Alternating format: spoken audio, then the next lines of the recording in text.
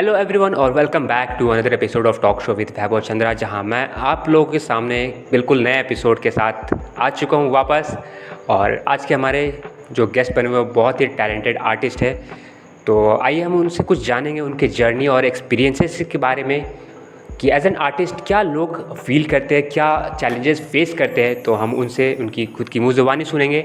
तो मैं आप लोगों को मिलवाना चाहूँगा हमारे आज के स्पेशल गेस्ट हिमांशु यादव से। तो हेलो एवरीवन, मेरा नाम है हिमांशु यादव और मैं रांची झारखंड से हूँ। मैं एक डांसर, परफॉर्मर एंड कोरियोग्राफर हूँ। अपनी जर्नी की बात की जाए तो मैंने अपनी जर्नी की शुरुआत 2008 में की और ये जर्नी अभी भी चालू है। और अपने जर्नी के बीच में मैंने बहुत सारे फेमस प्लेसेस पे और फेमस सेलिब्रिटी के साथ काम किया है और काम अभी भी कर रहा हूँ। बाकी मैं अपने होस्ट के बारे में बोलना चाहूँगा। For thank you so much Vaibhav Chandra, जो आपने मुझे इनवाइट किया अपने टॉक शो में। और बस इस शो में बने रहो, बाकी बहुत सारी बातें होंगी, है ना। मैं आपको थैंक यू बोलना चाहूँगा क्योंकि आपने अपने बिजी शेड्यूल से वक्त निकाल कर इस एपिसोड के लिए हामी भरी। और हम पर्सनली जानना चाहेंगे आपकी चाइल्डहुड एक्सपीरियंस के बारे में कि कैसा आपका चाइल्डहुड एक्सपीरियंस रहा है, तो ज़रूर शेयर करें उसे। ओके, तो मैं अपने चाइल्डहुड के बारे में बताता हूँ। मेरी जो चाइल्डहुड है वो बहुत ही ख़तरनाक रही है। मतलब एक ऐसा बच्चा जो बहुत ही ज़्यादा शरारती, उसको शरारत करना पसंद नहीं है, ठीक है। मतलब आप अगर उसे इंस्ट्रक्ट करोगे, कैसे मैं एग्जांपल दूँ, फॉर एग्जांपल जैसे आप एक स्विच बोर्ड है, आप अगर बोल के जाओगे कि इसमें उंगली नहीं देनी है, ठीक है, मैं तो उस समय बोलूँगा हाँ मुझे नहीं देनी है, हाँ मैं नहीं दूंगा, मैं बहुत अच्छा बच्चा हूँ। लेकिन आप गए, मैंने सबसे पहला काम वही किया। एक्चुअली देखा जाए तो ये हर एक बच्चे में होता है। हमने मतलब कि बहुत सारे ऑडियंस में जो ये हरकतें किए होंगे, और हम बच्चे तो ना, जाहिर सी बात है, नादान होते हैं। बिल्कुल बिल्कुल। और मैं तो बहुत ही खतरनाक था भाई। मैंने तो मतलब इतना खतरनाक कि मेरे घर में हर एक इंसान मेरे से परेशान रहता था। मैं सबको परेशान करता था, चाहे मेरे कोई मेरा छोटा भाई हो, छोटी बहन हो, सबको मैं बहुत तंग करके रखा हूँ। अभी भी बहुत तंग करता हूँ। अभी तो उतना नहीं करता हूँ, पहले जैसा करता था, लेकिन अब तो थोड़ा सुधर गया हूँ मैं। तो जिम्मेदारियाँ आ चुकी है बिल्कुल। सही है। ओके, तो नो डाउट ऐसा सभी एक बच्चे में रहा है। और एक एपिसोड ये भी लाऊंगा कि मेरा बचपन कैसा रहा है। अभी फ़िलहाल उस टॉपिक पे नहीं जाना चाहूँगा, वीडियो लंबा बन जाएगा। तो कुछ अपने इस तरह से कनेक्ट कीजिए कि आपका जो अभी आपने जैसे बताया कि आप डांस और कोरियोग्राफर में भी आप है, तो कैसे आपने कनेक्ट किया चाइल्डहुड से, कब किस एज से आपने स्टार्ट किया ये डांस को प्रेफर करना? अगर मैं अपनी जर्नी की शुरुआत की बात करूँ तो मैं शायद से 8th क्लास में था। तो मेरे कॉलोनीज़ में शोज़ होते थे, जैसे पूजा के टाइम पे ऐसा स्टेज परफॉर्मेंस हो गया, तो मैं वो देखने जाया करता था। और स्टेज पे जो भी परफॉर्म करता था भाई, उसको अलग ही लाइमलाइट मिलता था। पब्लिक पूरा एकदम इम्प्रेस हो जाती थी उसको देख करके बहुत। तो मैंने सोचा कि भाई ये तो कुछ अलग सीन है, क्योंकि अपन नॉर्मल पब्लिक ठहरे, अपन जिधर भी जाते उधर कोई वैल्यू नहीं, लेकिन वो लोग जिधर जाए उधर लोग उनको देख करके एक अलग ही नज़रिया होता है। तो मैंने सोचा कि मुझे भी ये ट्राई करना चाहिए। तो मैं बस ऐसी नॉर्मली ऐसा ट्राई करने के लिए गया था। और मैंने भी एक बार परफॉर्म करा स्टेज पे। भाई मुझे तो बहुत गंदा फीडबैक मिला क्योंकि मैंने बहुत गंदा तरीके से परफॉर्म किया था, मैंने सीखा नहीं था। तो फिर मैंने सोचा कि मैं सीखूँगा और स्टेज पे कहीं ना कहीं या कहीं भी ऐसा कोई प्लेटफॉर्म आए वहाँ मैं परफॉर्म करूँगा। तो मैंने भी ऐसी लाइटली सीखा, जाकर यूट्यूब से वीडियो देखकर चालू किया, परफॉर्म किया।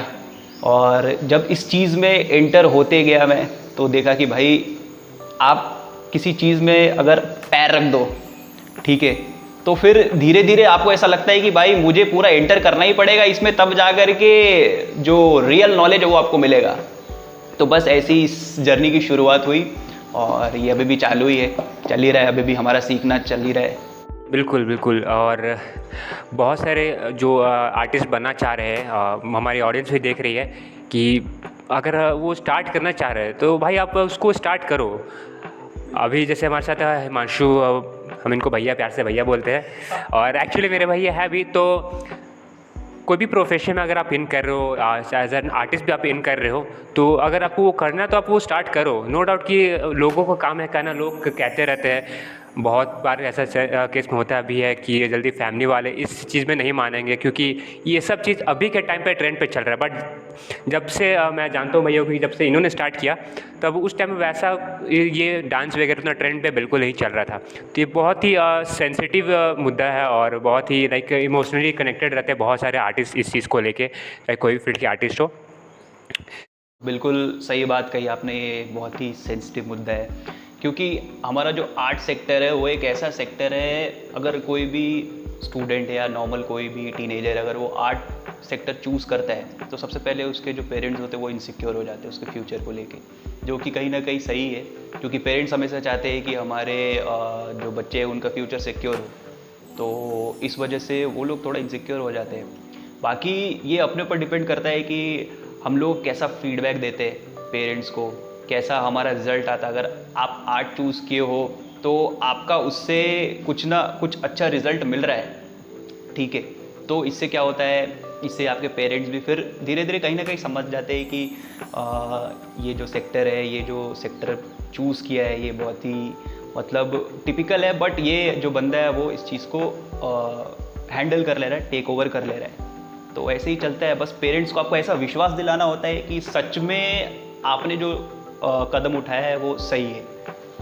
देखिए ये जो अभी आपने बिल्कुल सही बात कहा, और हर एक इंसान को रिज़ल्ट चाहिए होता है, आउटकम चाहिए होता है। अगर हम ये बिल्कुल नहीं बोलेंगे पेरेंट्स किसी भी फील्ड में लेकिन सपोर्टिव नहीं होते हैं, बहुत सपोर्टिव होते हैं, लेकिन अगर हम लोग प्रॉपर रिज़ल्ट देते हैं उनको तो जाके कुछ बात बनता है कि हाँ चलो अगर हमें रिज़ल्ट मिल रहा है तो हाँ हम तुमको करने देंगे जो भी तुम करना चाहो, बट रिज़ल्ट ज़्यादा लाइक इम्पोर्टेंस रहता है किसी भी के भी लाइफ में।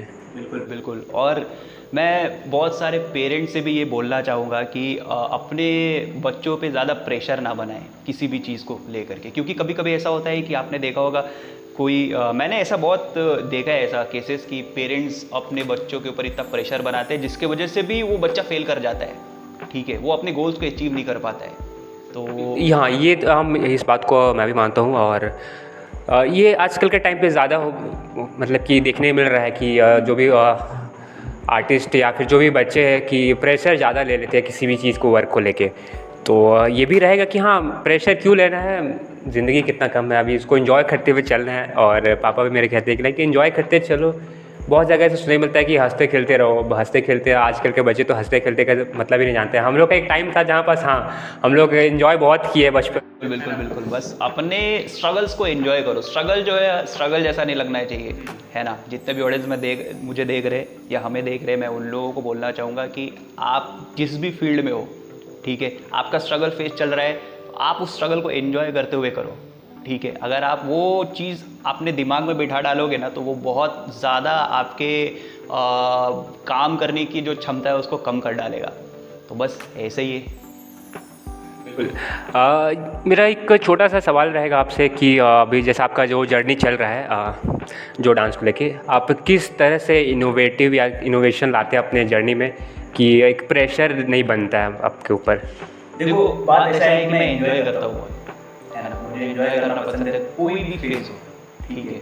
अगर मेरा ये डांसिंग का जो चालू है अभी, ठीक है, इसमें कभी कभार ऐसा आता है ना कि आपको काम नहीं मिलता बहुत लंबे समय तक, है ना। हाँ बिल्कुल। तो उस टाइम पे आपको आना चाहिए कि आपके अंदर ऐसा क्या टैलेंट है कि आपके पास लोग आए काम लेकर, समझ रहे हो। तो बस यही है कि मैं हर एक फेस को एंजॉय करता हूँ। बाकी दूसरा चीज़, मैं एक्सपेक्ट नहीं करता हूँ किसी भी चीज़ से, अपने आर्ट से मैं एक्सपेक्ट नहीं करता हूँ। मैं ये सोच करके परफॉर्म नहीं करता या ये सोच करके मैंने डांस नहीं चूज़ करा है कि मैं इससे कुछ अर्न करूँगा या कुछ भी, मुझे ये पसंद है तो मैं करता हूँ। बिल्कुल, जैसे आपने बोला एक्सपेक्ट, ये बहुत ही लाइक एज अ मुझे जो पर्सनली फील होता है, एक्सपेक्टेशंस किसी भी चीज़ को लेके रखना, लाइक वो काम बिगाड़ भी सकता है, हो सकता है बहुत रेयर केस में काम बना भी सकता है। और जो एक्सपेक्टेशन का बात किया है, हम ये नहीं कहें कि कोई भी पर्टिकुलर फील्ड को देखें। अगर आपको जो पर्सनल लाइफ है, हम किसी के पर्सनल लाइफ के बारे में उतना नहीं जानते, कोई भी नहीं जानता एक दूसरे के बारे में, बट अगर आप किसी भी चीज़ को लेकर एक्सपेक्ट कर देते हो ना, तो जो होने रहता है उसका चांसेस बहुत कम हो जाता है। ऐसा मेरे केस में, मेरे साथ ये फील मैंने पर्सनली फील किया, इसलिए मैं आप लोगों के साथ शेयर कर रहा हूँ। क्या आपको भी ऐसा लगता है? बिल्कुल लगता है। इनफैक्ट मेरे साथ बहुत बार ऐसा केसेस हुआ है कि मैंने एक्सपेक्ट करके किसी कंपटीशन में परफॉर्म किया है, ठीक है, बट रिजल्ट मेरे अकॉर्डिंग नहीं आया जैसा मैं चाहता था, जैसा मैं एक्सपेक्ट करता था। तो इन केस इन लास्ट वो मुझे हर्ट ही करता है, ठीक है, मुझे बहुत हर्ट हुआ था। एक कंपटीशन है, मैं बेस्ट ऑफ द बेस्ट मैंने परफॉर्म किया था और पता नहीं किसी रीज़न से मुझे नहीं मिला। तो मैंने उधर से ही फिर सोचा कि अपने आर्ट को बस जीने का है, कुछ भी हो जाए अपने आर्ट को एंजॉय करने का है बस, है ना। Winning losing doesn't matter. और मुझे इस बात से फ़र्क नहीं पड़ता कि मैं अव्वल आऊँ या मैं लास्ट हो जाऊँ, ठीक है। मैं बस अपने आर्ट को जीता हूँ। मैं अगर आगे हूँ तो भी मैं खुश हूँ, मैं अगर सबसे पीछे हूँ तो भी मैं खुश हूँ। तो बस इसी प्रिंसिपल पे मेरी ज़िंदगी चलती है। बिल्कुल सही कहा आपने। ये जो बातें आपने कही ये बहुत ही लाइक मुझे एज अ पर्सनली कहीं ना कहीं इंस्पायर भी करती है। और एज एन आर्टिस्ट बहुत सारी चीज़ें फेस करने को मिलता है। कुछ चैलेंजेस के बारे में, कुछ ऐसा चैलेंज अभी तक जो आपका रहा है कि हाँ ये चैलेंजेस फ़िलहाल के लिए मेरे लाइफ में बहुत ही लाइक उस फेज़ में रहा है कि हाँ इस चैलेंजेस, अगर ये चैलेंज से मैं निकल जाऊँ तो मैं बहुत कुछ कर पाऊँगा। Like as a mental pressure जो बनता है वो उस सडन पॉइंट पे चैलेंज पे आने के बाद कुछ वैसा। चैलेंजेस तो बहुत आए, मतलब अगर लास्ट आपको मैंने अपने इंट्रो में बताया था डैट मैंने जो शुरुआत की, मैंने यूट्यूब से वीडियोस देखना चालू किया, ठीक है। तो बेसिक से शुरुआत की। और क्या है कि मैं जिस सिटी में रहता हूँ उस सिटी में आम बात है एज एन आर्टिस्ट किसी आर्टिस्ट को बुद्धू बनाना है ना। कैसे आप कैसे मतलब बुद्धू बनाना इन द सेंस? बनाना इन द सेंस कि कोई ऐसा इंसान होता है जो 2-3 दिन या 1 महीना 6 महीना ऐसा डांस सीखता है, फिर वो नॉर्मली डांस क्लास डालता है और उसके पास जो नॉलेज है वो तो अभी एकदम ज़ीरो है और वो दूसरों को भी ज़ीरो ही सिखाता है। तो इस तरीके से ही मेरे साथ कुछ चीज़ें हुई थी। मैं नाम नहीं लेना चाहूँगा। इंटरप्ट कर रहा हूँ। लाइक आपका कहना है कि हाँ आपके साथ ये एक तरह का स्कैम हुआ? स्कैम हुआ, बिल्कुल बिल्कुल बिल्कुल। तो कहीं ना कहीं ये मेरे लिए एक चैलेंज इस तरीके से हुआ कि मैंने एक normally local dance class join किया था और जो मेरे कोरियोग्राफर थे, जो मेरे टीचर थे, वो कहीं ना कहीं वो अभी उतने ज़्यादा नॉलेजेबल नहीं थे जितना मैं एक्सपेक्ट करके गया था। और उन्होंने मुझे बहुत मतलब गलत सलत चीज़ें सिखाई, अलग सा डांस फॉर्म सिखाया जो कि बिल्कुल ही मैच नहीं करता था उस डांस फॉर्म से। और मैंने भी सोचा कि हाँ भाई ये जो बात वो बोल रहे हैं वो बिल्कुल सही है, ये जो करा रहे हैं वो बिल्कुल सही है, अपने से बढ़कर कोई भी नहीं है, ऐसा बना दिया था। और ये 4 साल तक चला और मैंने बहुत 4 साल तक चला। ये एक तरह का ट्रॉमा था मेरे लिए और ये ऐसा ट्रॉमा था कि मैं ट्रॉमा में मैं जी रहा हूँ लेकिन मुझे पता भी नहीं है कि मेरे साथ मेरा टाइम जा रहा है, मेरा बहुत कुछ जा रहा है। क्या होता है ना कि एक डोमिनेटिंग नेचर होता है लोगों का, तो उस चीज़ का मैं शिकार हो गया था उस टाइम पे। तो जिसके कारण मेरा इतने सारे टाइम जो है किधर गए मुझे भी पता नहीं चला। मुझे बिल्कुल एकदम एंड में ऐसा जब सब कुछ छूटने को आया, देखा मेरे हाथ कुछ भी नहीं आया, तो फिर मुझे बहुत रियलाइज़ हुआ। तो ये एक चैलेंज था क्योंकि 4 साल वेस्ट करने के बाद वापस फिर ज़ीरो से स्टार्ट करना, मतलब आपने 4 साल दिया और आपको कुछ नहीं मिला, है ना। आपको कुछ भी नहीं, आप ज़ीरो अभी भी। आप एक कुएं के मेढक हो, समझ रहे हो। कुएं का मेढक ऐसा सोचता है कि दुनिया इतनी बड़ी और मैं राज कर रहा हूँ इस पर, है ना। तो ये जो आपने अभी शेयर किया, लाइक इसके जो प्रेशर आप पे बना इस चीज़ को लेके, तो फैमिली मेम्बर्स का क्या कहना रहा इसके ऊपर? क्योंकि हम जाहिर सी बात है अगर ये सब चीज़ें फेस कर रहे हैं तो ज़्यादातर हम देख सकते हैं कि फैमिली में ही सब जल्दी पता चलता है। पहले तो फैमिली को पता चलेगा नो डाउट। तो कैसे लाइक फैमिली को क्या रिएक्शन रहा उस टाइम पे? मेरे जो फैमिली मेम्बर्स हैं ना वो बहुत ही ज़्यादा सेंसिटिव है, बहुत ही ज़्यादा सेंसिटिव मुझे लेकर। मेरे सारे एक मतलब मेरे जितने भी सिबलिंग्स हैं उनको लेकर सेंसिटिव है बहुत ज़्यादा। और सेंसिटिव होने के साथ साथ वो बहुत ज़्यादा सपोर्टिव भी है, ठीक है। तो जब ऐसा मेरा ब्रेकडाउन हुआ उस टाइम पे मेरी मम्मी बहुत ज़्यादा सपोर्टिव है, मेरी बहन है मेरे घर पे और मेरा भाई भी है, मेरे पापा भी है। तो सब में से सबसे ज़्यादा सपोर्टिव मेरी मम्मी है। तो उन्होंने इस पॉइंट पे मैं कहूँगा हर एक घर पे मम्मी ज़्यादा सपोर्ट करती है। हम फ्रैंकली शेयर कर सकते हैं। बिल्कुल। तो उस टाइम पे ऐसा था कि जब मेरा ब्रेकडाउन हुआ तो फिर मैं मतलब मेरे पास काम नहीं था, कुछ भी नहीं था करने को, लेकिन एक बिलीव था मेरे अंदर कि मैं कुछ कर जाऊँगा, है ना। मुझे पता है कि मैं आज गिरा हूँ तो मैं कल ज़रूर उठूँगा। तो बस इसी मेंटालिटी के साथ मैंने वापस से चालू किया। मैंने वर्कशॉप लेने चालू किया। मैं इधर उधर जाता था वर्कशॉप्स के लिए, मैं अटेंड करता था, कोलकाता ट्रैवल करता था, दिल्ली ट्रैवल करता था, मुंबई ट्रैवल करता था, सीखता था। और सीखते सीखते फिर मैंने वीडियोस डालना चालू कर दिया अपने इंस्टाग्राम पे। और ऐसे करते करते फिर एक बहुत नामचीन सेलिब्रिटी है जिसके साथ मेरी थोड़ी पहचान हुई। फिर उधर से मुझे काम मिलना चालू हुआ और ये करते करते वापस से मैं खड़ा हुआ और अभी सब कुछ स्मूथ चल रहा है। तो और अभी इस एपिसोड में मैं उनका नाम का जिक्र नहीं कर सकता क्योंकि कुछ प्रोफेशनली भी कुछ ऐसे बातें हैं जिनको लेकर अभी हम लोग शेयर नहीं कर सकते, बट आने वाले टाइम में नो डाउट देखने के लिए बिल्कुल मिल सकते हैं। मैं आपको इतना बोलूँगा, जितने भी ऑडियंस मुझे देख रहे, each and every person on this earth knows him. वो इतने ज़्यादा फेमस है, ठीक है, जिनके साथ अभी मैं काम कर रहा हूँ। ओके, तो अभी इतना ही इंट्रो देता हूँ उनके बारे में, बाकी आपको पता चल ही जाएगा आगे आगे, है ना। ओके। तो जाहिर सी बात है बहुत सारी चीज़ें जानने के लिए मिलते हैं और कुछ ऐसा पर्सनल स्टोरी अगर आप शेयर करना चाहिए, कुछ लगता है ऐसा, अगर आप मेरी बातों को समझ पा रहे हो तो अगर नहीं शेयर करने तो कोई बात नहीं, बट उस टॉपिक पे हम लास्ट में आएंगे। देखिए ये सब जो एपिसोड लाने का मेरा मुद्दा है, जो भी बातें हैं, कि मैं ये सब एपिसोड आप लोगों के सामने क्यों ला रहा हूँ, क्योंकि बहुत लोगों को लगता है कि जो भी सेलिब्रिटीज़ बन रहे हैं वो रातों रात हो गए या 1 साल में 2 साल में हो गए, बट वैसा कुछ नहीं है। मेरा जो मेन मकसद है कि हाँ, कोई भी एक दिन में सेलिब्रिटी बिल्कुल नहीं बनता है। उनके पीछे का उनका जो स्ट्रगल लाइफ रहता है, वो किस तरीके से अपने स्ट्रगल लाइफ को जीते हैं, क्या क्या चैलेंजेस वो फेस करते हैं। तो मेरा मेन मुद्दा यही है कि हाँ, मैं वो चीज़ें आप लोगों के सामने लाऊं और आप लोग उस चीज़ को समझो, कनेक्ट करो एक दूसरे के साथ, चाहे वो वीडियोस हो। अगर ऐसा आने वाले टाइम में ये पॉसिबिलिटी ज़रूर है कि मैं जो भी क्रिएटर्स अभी तक मेरे साथ बने हुए हैं, आर्टिस्ट बने हुए हैं, आने वाले समय में मैं उन लोगों को आप लोगों के सामने ज़रूर एक पूरे एपिसोड में ऐसा जो रहता है जर्नी, उसको क्या बोल सकते हैं, लाइक इन द सेंस कि एक मीटअप गैदरिंग ज़रूर कराएंगे, और जहाँ आप लोग जो भी रांची में रह रहे हैं आप लोग उसे पर्सनली मिल सकते हो, है ना। बिल्कुल। और ये तो आपके चैलेंजेस के बारे में फेस किया, ये कुछ चैलेंजेस आपने अपने बताया, कुछ ऐसा सक्सेस या कुछ अचीवमेंट्स जो आपको आपके बहुत ही करीब है और आपको लगता है कि हाँ, अभी तक मैंने कुछ 1% ही अचीव किया लेकिन ये मेरे लिए बहुत इम्पॉर्टेंट है।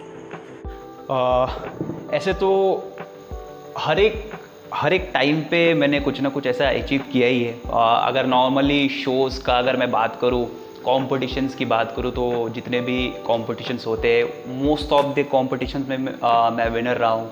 अगर किसी कंपटीशन में ऐसा विनिंग वाला मोमेंट नहीं आया है तो मैंने कुछ ऐसा परफॉर्म करा है जो ऑडियंस के दिल में बस गया है ना। तो और बाकी सक्सेस की बात करूँ तो जैसा कि मैंने बताया, मैं बहुत सारे सेलिब्रिटीज़ के साथ अभी काम कर रहा हूँ, ठीक है। और ऐसे सेलिब्रिटीज़ जो बॉलीवुड में एज अ कोरियोग्राफर काम करते हैं, ठीक है, जिनका बहुत ही अच्छा टर्म्स है बॉलीवुड के लोगों के साथ, है ना। तो उनके साथ काम कर रहा हूँ। मेरा एक छोटा सा ड्रीम था, do you know Remo sir, Remo D'Souza? हाँ बिल्कुल, सभी जानते हैं उनको। तो मेरा कहीं ना कहीं एक छोटा सा ड्रीम था कि मैं उनके सामने परफॉर्म करूँ, है ना। सर मैंने वो पिक्चर आपके साथ देखा भी है, रेमो सर के साथ, है ना। बिल्कुल बिल्कुल। तो एक कंपटीशन था जिसमें रेमो सर एज अ जज आए थे, और उस कंपटीशन को मैं जिधर काम करता हूँ, जिस टीम में काम करता हूँ, उन्होंने ऑर्गेनाइज कराया था। तो उस टीम में मुझे ऐसा मौका मिला था कि मैं रेमो सर के सामने परफॉर्म कर सकूँ, उनको एक ट्रिब्यूट दे सकूँ।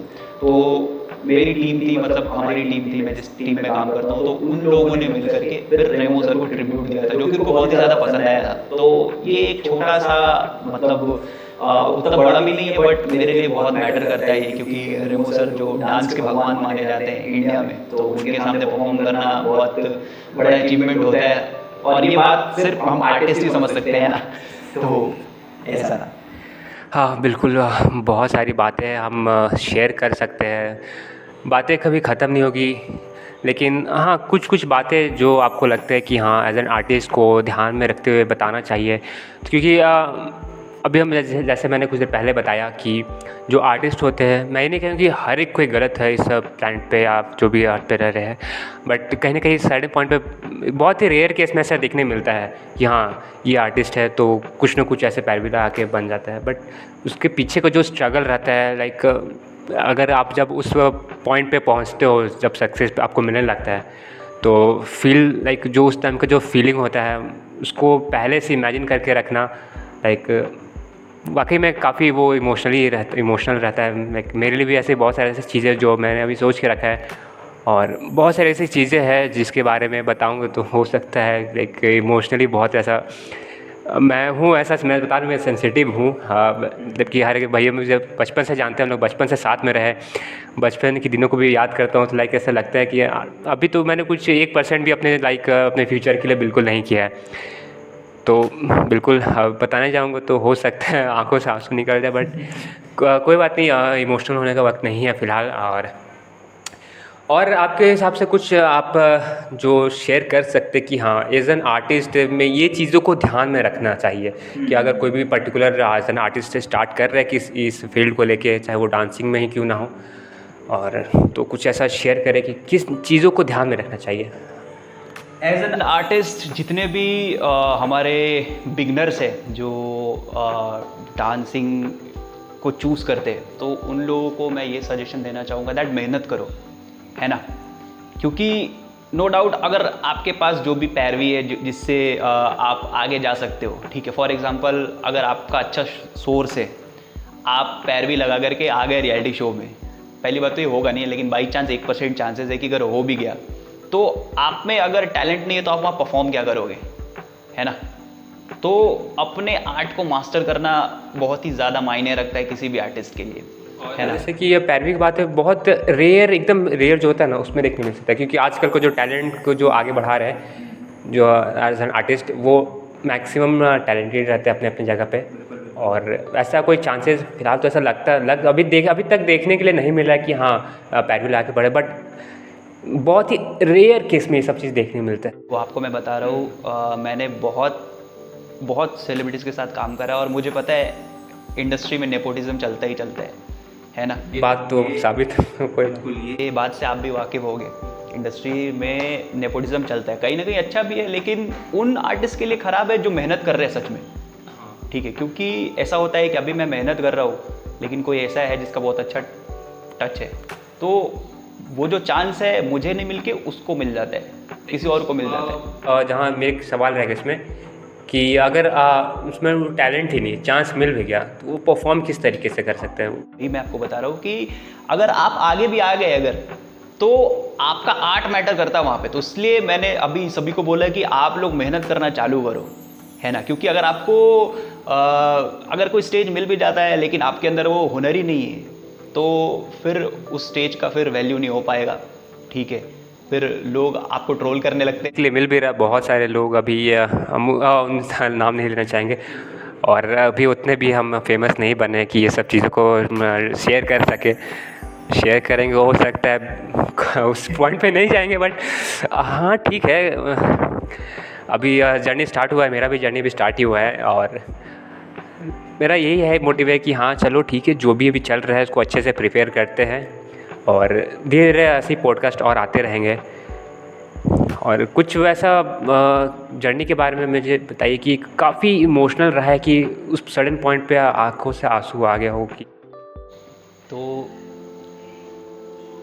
इमोशनल मोमेंट मेरे लाइफ का मैं आपको बताता हूँ। जैसा मैं डांस से बहुत ज़्यादा प्यार करता हूँ, है ना। तो जब आपको मैंने बताया, जब मैं वो 4 साल जो मेरा वेस्ट हुआ उस टाइम पे, जब मैं सीख रहा था, तो मतलब इतना ज़्यादा मुझे क्या बोलते हैं, डोमिनेट किया गया उस टाइम पे, दैट मुझे डांस के अलावा और कुछ दिखता ही नहीं था वहाँ पे, है ना। चीज़ें बहुत ज़्यादा वर्स्ट होती चली गई। मेरे घर पे मेरे फैमिली मेम्बर्स बीमार रहते थे, तो भी मैं प्रैक्टिस को जाता था, रिहर्सल्स को टाइम देता था, घर पे टाइम नहीं दे पाता था। तो ये चीज़ बहुत लंबे समय तक चल रहा था। तो मतलब ये चलते ही रहा, और फिर एक टाइम पे ऐसा आया दैट मेरे जो दादाजी है, माई ग्रैंडफादर, वो बहुत ही ज़्यादा बीमार हो गए थे। और तो मैं उस टाइम पे भी चीज़ों को हल्के में ही ले रहा था। पूरे टाइम मैं रिहर्सल्स को ही देता था, अपने ही जोन में रहता था, मुझे कोई परवाह नहीं मेरा आजू बाजू क्या चल रहा है, मैं अपने ही जोन में रहता था। और फिर एक दिन ऐसा आया कि उनकी तबीयत बहुत ज़्यादा ख़राब हो गई and I just lost my grandfather. तो वो जो मोमेंट है मेरे लिए बहुत ही ज़्यादा इमोशनल था, क्योंकि अब जब रियलाइज़ होता है ना कि वो जो 4 साल मैंने दिए और उधर से कुछ मुझे मिला नहीं, और उसका जो उस इन्वेस्टमेंट के वजह से, टाइम के इन्वेस्टमेंट के वजह से जो रिज़ल्ट आया वो बहुत ही ज़्यादा पेनफुल था। मतलब आज भी मैं उस टाइम के बारे में सोचता हूँ। वो टाइम गया तो उसका कोई इशू नहीं है, लेकिन मैंने अपने दादाजी को खो दिया, तो ये बहुत मैटर करता है मेरे लिए। क्योंकि मैंने आपको बताया स्टार्टिंग में, हमारी जो फैमिली है बहुत ही ज़्यादा सेंसिटिव है। तो अगर कोई एक पर्सन अलग होता है अपने ज़िंदगी से तो बहुत ही ज़्यादा दुख होता है।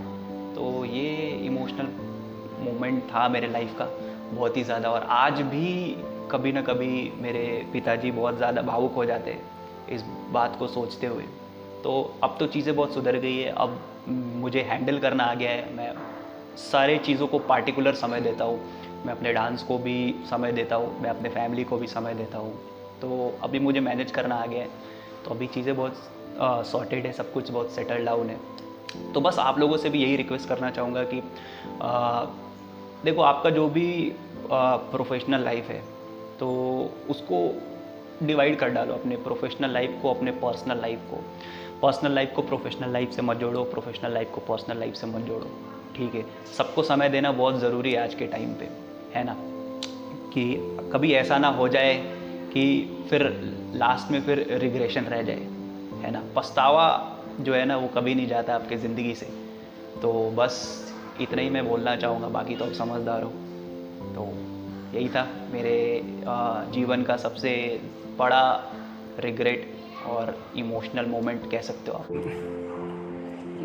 बिल्कुल सही कहा आपने, जो अपनी पास्ट के बारे में भी शेयर किया, जो जर्नी रहा है, तो कहीं ना कहीं वो चीज़ लाइक मैंने भी फेस किया है, और लाइक बहुत ही सेंसिटिव है। उस टॉपिक पे ज़्यादा नहीं जाएंगे, क्योंकि एक्सप्रेस उतना खुल के मैं खुद भी नहीं कर पाता हूँ बहुत सारी चीज़ों को लेके।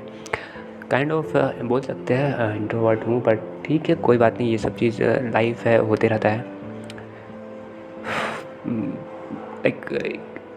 लाइक अभी जो एज है, अभी ऐसा एज है जहाँ पास बहुत सारी चीज़ों को आपको देखने का या समझने का मौका मिलता है, और ये एक ऐसा एज है जहाँ पास हम बोले तो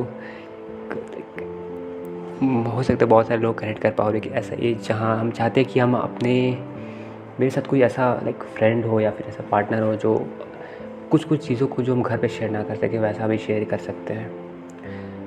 तो चाहते, हम सभी चाहते हैं ये एक ऐसा एज है, लेकिन एक सर्टेन पॉइंट पे एक एज ऐसा भी आता है जहाँ आप बोल सकते हैं आप मैच्योर हो जाते हो और सारी बातों को आप समझने लगते हो, आप सब चीज़ को अकेले हैंडल करने लगते हो।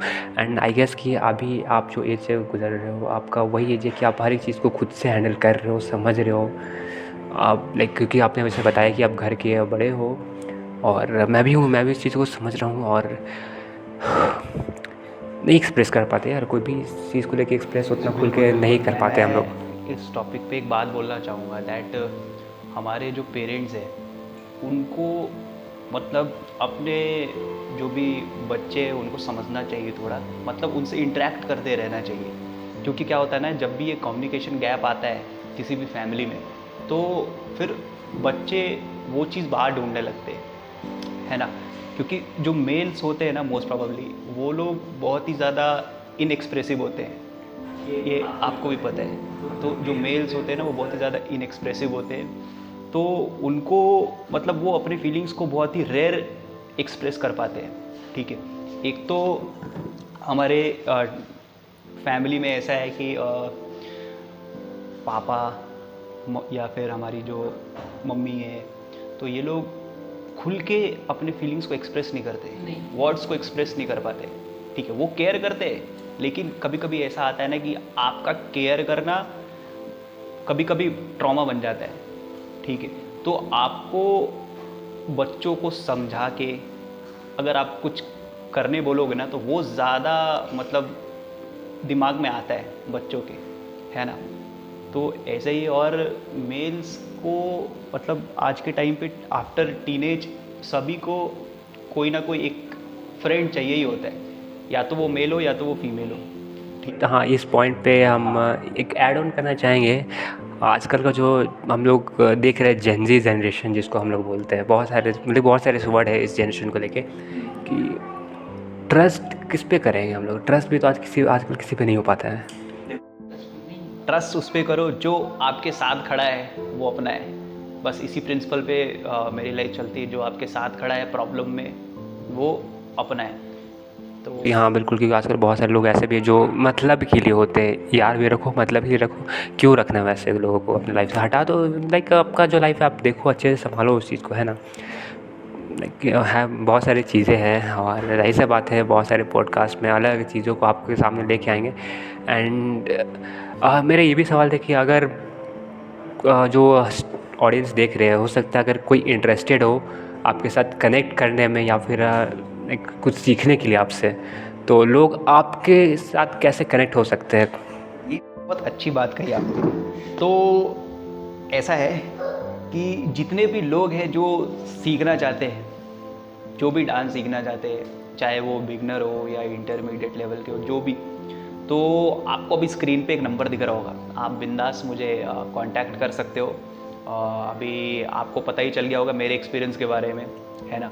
चाहिए तो मैं अपना इंस्टाग्राम आपके इस वीडियो के ऊपर में या कहीं भी आ जाएगा आपको, तो आप उधर से मुझे कनेक्ट कर सकते हो, है ना। जिनको भी सीखना है, जो आर्ट को जीना चाहता है, बस वही लोग कांटेक्ट करें, है ना। मैं आप लोगों को एक अच्छा आर्टिस्ट बना सकता हूँ, ठीक है।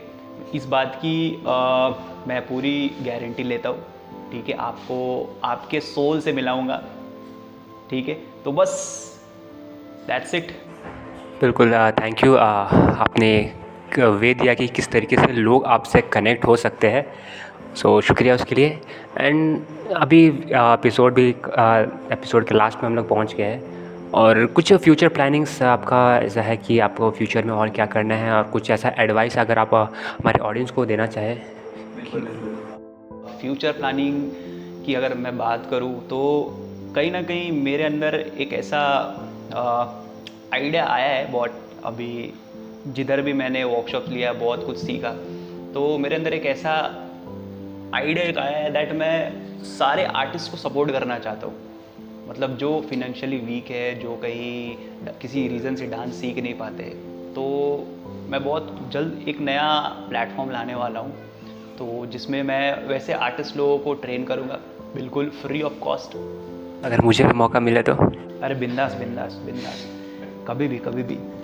तो ये है। और एडवाइस अगर मैं बात करूँ एडवाइस देने की, तो मैं ये बोलना चाहूँगा कि किसी पे डिपेंड मत रहो, है ना।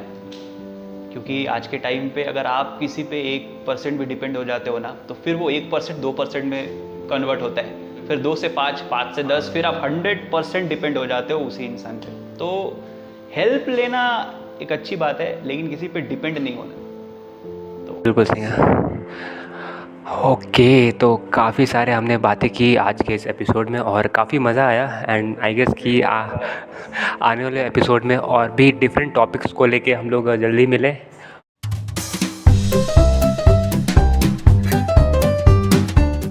छोटे से गेम का, और अभी कुछ वर्ड्स हम इनको देने वाले हैं। जैसा कि आप सब देख सकते हैं, ये कुछ वर्ड्स है और मैं इनको बताऊंगा, और बैकग्राउंड में सॉन्ग प्ले हो रहा है। हेलो, आलू सुनाई नहीं दे रहा है, ठीक है। तो पहला वर्ड आपका लाइक स्क्रीन पे दिख रहा होगा, बीवी। बीवी, बीवी, पापड़, बीवी, बीवी, बीवी, एक बार और बीवी, अभी है बीवी, बीवी, वापस बीवी, बीवी। क्या? पहला रॉन्ग हो चुका है, दूसरे वर्ड पे जाते हैं। दूसरा वर्ड आपके स्क्रीन पे दिख रहा होगा, organs. Organs, oil, organs, horse, organs. आप स्क्रीन पे देख रहे होगे, ऑर्गन्स। Olive oil. मेरे को ऐसे क्यों लग रहा है कि सही में सुन रहे लेकिन बता कुछ और रहे। ऑर्गन्स। होल।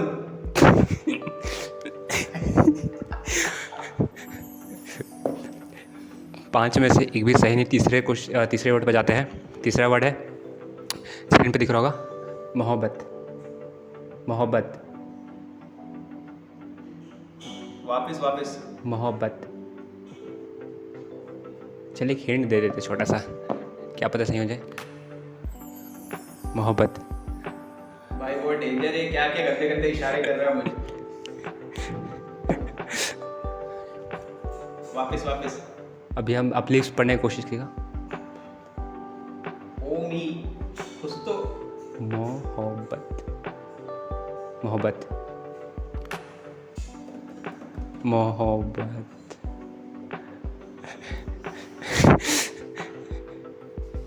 तीसरा भी रॉन्ग। चौथा, करियर। करियर। करियर। चौथा वर्ड है चौथा वर्ड करियर। और क्या? हो गए तो सर पॉज लेते हैं, कान से निकालिए। हाँ, आपको 4 वर्ड दिया गया था और आपने चारों वर्ड में से एक भी नहीं बोला सही। और आपने क्या क्या वर्ड बोला वो ऑडियंस को पता है। पहला वर्ड था बीवी। दूसरा वर्ड था ऑर्गन्स। मेरे को लगा हम कुछ और एक्सपेक्ट कर रहे थे बट कोई बात नहीं और तीसरा वर्ड था मोहब्बत। चौथा करियर। भाई ये जो गेम है मैंने पहले खेला है और जितने बार भी खेला उतने बार आ रहा है तो बहुत ही मज़ेदार था। ओके तो फाइनली काफ़ी मज़ा आया इनके साथ ये एपिसोड शूट करके। और एक बार फिर से शुक्रिया कहना चाहेंगे कि आपने अपने बिजी शेड्यूल से वक्त निकाला और हमारे यहाँ आए और इस एपिसोड को वक्त दिया। बिल्कुल। सबसे पहले आपको थैंक यू बोलना चाहूँगा दैट आपने मुझे इनवाइट किया अपने इस टॉक शो पे। और मैं इनके बारे में एक बात बोलना चाहूँगा that he is the most hard working person I have ever met. ये मतलब मेरा छोटा भाई है और बहुत ही ज़्यादा मेहनती है और मैं इसको हमेशा से सपोर्ट करते आया हूँ और इसके मेहनत को हमेशा अप्रिशिएट करते आया हूँ। तो guys please do like share and subscribe to this channel okay, क्योंकि आपको बहुत सारी अलग टॉपिक पे आपको वीडियोस मिलने वाली है। ठीक है, तो make sure that you do that. Okay, thank you so much and आप लोगों से मिलते हैं अब अगले एपिसोड में एक नए गेस्ट के साथ। तब तक के लिए बी सेफ, बी हैप्पी और इसी तरह से आप लोग भी मेहनत करते रहिए और हमारे चैनल को सपोर्ट करते रहिए। So thank you everyone.